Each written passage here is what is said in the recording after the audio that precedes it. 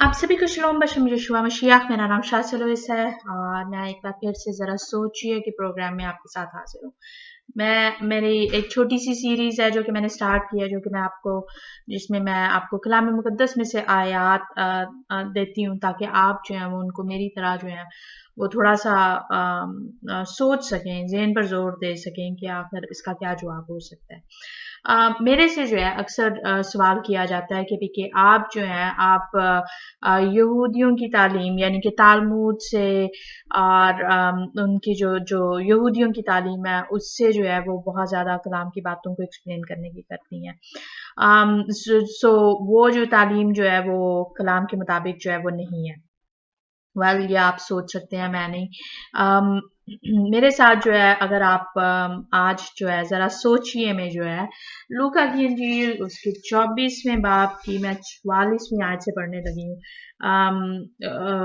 Gospel of Luke chapter 24 starting from verse 44 लिखा है, फिर उसने उनसे कहा, ये मेरी वो बातें हैं जो मैंने तुमसे उस वक्त कही थी जब तुम्हारे साथ था, कि जरूर है कि जितनी बातें मूसा की तौरेत और नबियों के सहीफों और जबूर में मेरी बाबत लिखी हैं पूरी हों।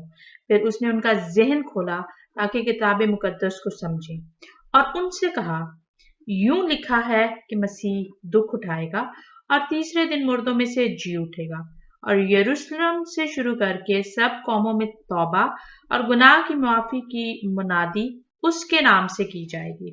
ओके, सो ये यशुआ कह रहे हैं, यूं लिखा है कि मसीह दुख उठाएगा और तीसरे दिन मुर्दों में से जी उठेगा। सो मुझे ये बताइए, जरा सोचिए कि कहाँ पर जो है पुराने अहद नामे में यूं लिखा हुआ है कि मसीह दुख उठाएगा और तीसरे दिन मुर्दों में से जी उठेगा।